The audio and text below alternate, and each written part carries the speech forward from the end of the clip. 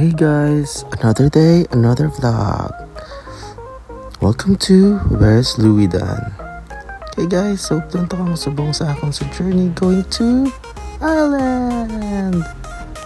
Nag-start ng akong travel sa NAIA Terminal 3. Lulan ng Jetstar going to Singapore. Lulan! 3K766. So, waiting na kami guys to board. No, so ako nauna ko to board kay na istorya ko ang check-in counter na ibutang sa emergency room. So ngayong nga rules is kung ara ka sa emergency room, first to board ka. No, so nagsakay na ako sa aeroplano. No, so before ka magsakay sa aeroplano guys, kina-check na sa mga flight attendant kung insakto ang imong plane nga gin board. So mo siyang sulod sang Jetstar guys. Actually, this is my first time to ride Jetstar. So, honest review, okay man siya, no?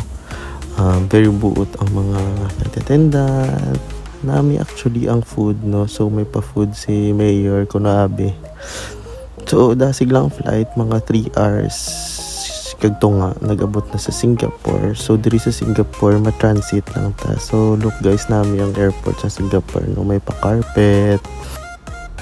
Known man ni guys ang Singapore guys sa isa sa pinaka naming airport sa bilog na kalibutan. So ayon na sa arrivals, no, so ang aton di ko na to ng bag naton tapos ma-transfer kita plane, no. So sa diri kay kadako sang airport wala namangkot ko, so wala information, meron lang sila nga daw computer, no, nga pwede mo pamangkoton, no, tapos mo-call ka lang tapos yung masabat si mga live na taho. So namangkot ko hindi ng Terminal 1, no, kay from Jetstar na naog sa Terminal 4, so masaylot sa Terminal 1 kay ang Qatar Airways malupad from Changi Airport Terminal 1, no. So muna siya wala gid taho, no. So nami kay ano sila sa future, no, tawagan mo lang tapos may mabulig na simo, no. So nag-transfer na ko terminal from Terminal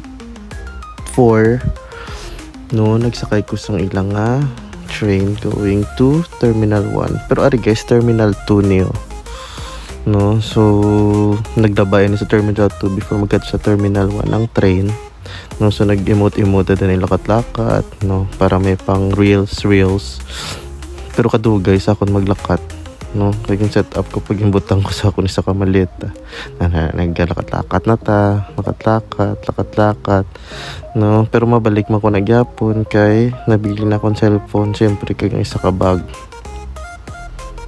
diba, o tayo nagbalik na ko, balik ko, pero sige emote lang yapon, para daba ang video kag pwede mapilian sa reels. Okay, so ang next guys, na may boarding pass sa Qatar Airways, wala na ko video kay daw malate na ko, no. So emote ginlakat-lakat daw hindi po kasakay sa aeroplano nga next, no. So pero kanami, no, sa Changi Airport na may mga luxury shops, kung tamo ka mo kwarta ti pwede ka mo ka shopping anay, ti kitaya ti budgetarian lang ta, ti matulok-tulok lang ta anay, no. So muna siya guys ang Changi Airport, no, para makita nyo lang. May Tory Burch, may Gucci, Papati, no. So nagboard na ta guys sa plane. So diri guys, excited ko kay first time ko man sakay sa Qatar Airways. So ang Qatar Airways siya sa ginaturing nga number 1 nga airline sa bilog kalibutan, number 1, no. So diri guys, nami kaya nga kundi nga flight attendant Pilipina, no. So nga kun nga seat dito na to sa punta ho dra sa aisle, pero galing kay gin storya ta siya, no. So gimbutang niya ko sa may available nga may exit row. So kagi na to gili guys, hindi to gili guys emergency room guys, exit row to gali dapat na, no. Ginpatay ko na akong to galing doon yan, no. So after isang flight nami ang flight, no, nami isang plane, nami isang mga FA, no. So damo sila ginatag na pagkaon ang ako niya meals ya tag 2, So, duha ka meals nga do pagatay gutom, tapos nag-inom ko beer tag 5 para makatulog, no. Ari naman dayon guys, sa isa ko ka-excited guys nga mag-layover sa Hamad International Airport, no. So ara siya guys, ang iconic nga teddy bear nga yellow guys, oh, no. So muna siyang famous gid nga landmark diri sa Hamad Airport sa Qatar, no.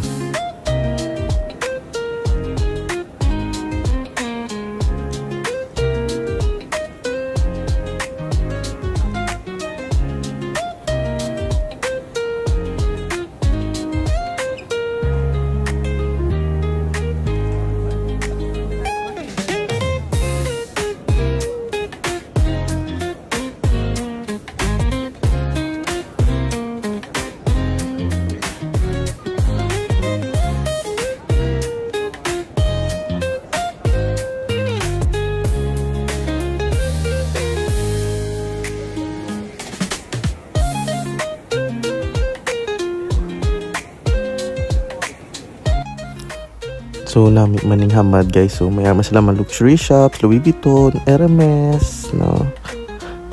Ari na ang famous kid nga teddy bear nga yellow color, no. So damo ka pa picture, no. So kung dawig imo layover, so pwede kaya ka lagaw dahil kapoy na ta guys, nangita tas ang palahuayan. So nami ini airport kay mayara sila yung mga quiet room na pwede ka sleep, no. So mayara man sila train to per sa Singapore, no, nga mag-transit mo into terminals, no. So diri man sa ila airport mayara man sa Suludo Garden, no. So kung lawig imo layover, no, so pwede ka kalagaw-lagaw na may mga garden, pwede ka da ka muni-muni, pwede ka da ka hibi-hibi, no. Nga tani hindi ka lang maghibi, kinabilin ka sang airplane, no. So wala man ta guys nabilin sa aeroplano, no. So nagsakay na ta pakadto na sa Ireland, no. So last stop na naton ang Ireland. Ari guys, ka-apat na nga plane, no. So naglupad kita from Bacolod to Manila, tapos Manila to Singapore, Singapore to Doha. So ini Doha to Ireland.